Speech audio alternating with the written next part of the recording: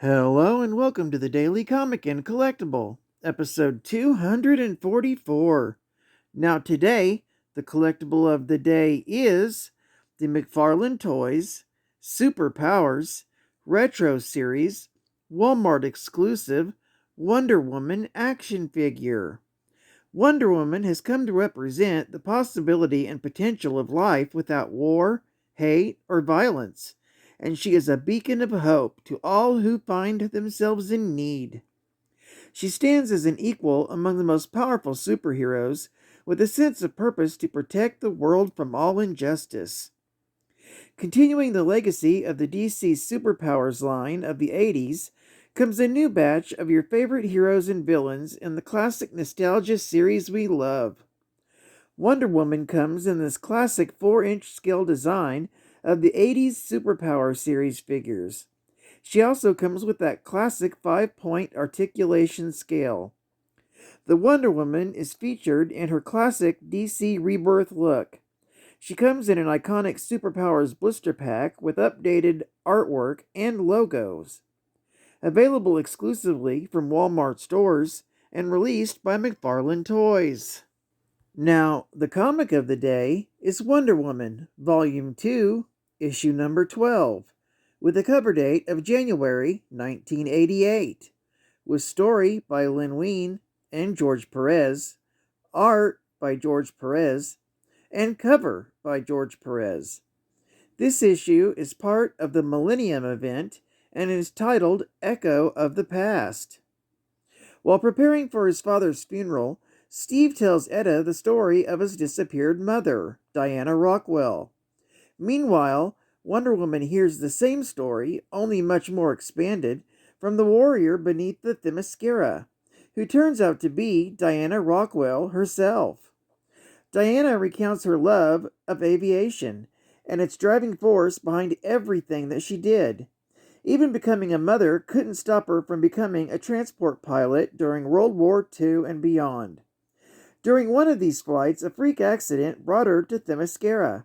She found several Amazons struggling to keep Kodos from escaping from Doom's doorway. Without a thought for herself, she charged at Kodos with her gun blazing, driving the giant back, saving the Amazons, yet sacrificing her own life. Then, the two Dianas are joined by Hades, god of the dead, and he adds to the story. Hippolyta ordered a full warrior's funeral, complete with armor, designed after the pilot's coat of arms, her American flag patch.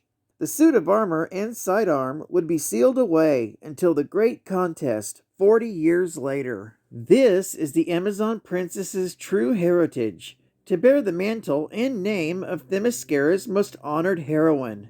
Now that Wonder Woman's purpose is affirmed, Diana Rockwell is allowed to enter the afterlife. They say their farewells, while thousands of miles away, Steve is basically doing the same with his father, paying similar respects at his funeral. Meanwhile, Hippolyta's search for her daughter meets resistance from Pan and Echidna's minions. But of course, she overcomes these obstacles, and since Pan isn't succeeding, he focuses on her daughter, Diana. Masquerading as Wonder Woman's next challenge giver, he tells her that she must return to man's world and help the Green Lantern Corps defeat the Manhunters. So she heads out to her new destination. Unaware that she is the only one left in the caverns, Hippolyta is ambushed by a flock of harpies near a decaying temple. As she fights off and battles the harpies, the Queen discovers Doom's doorway contains a prisoner, a petrified, helpless Heracles, turned into a stone statue.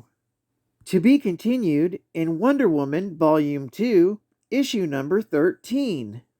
Geek Fact: this issue and the complete larger Millennium storyline are reprinted in omnibus form, entitled Wonder Woman, Challenge of the Gods, and Wonder Woman Volume 1 by George Perez. Bonus Geek Fact: Steve mysteriously begs his deceased father to accept his decision. We learn in issue number 14 and issue number 15 his decision is his resignation from the Air Force.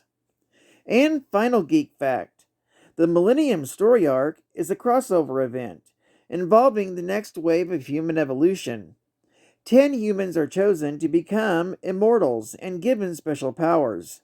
They are attacked by manhunter agents who are posing as close friends and relatives to every superhero. Eventually, this new breed of heroes becomes the new Guardians. Well, I'd like to thank you for joining me for today's Daily Comic and Collectible, and I hope to see you again tomorrow.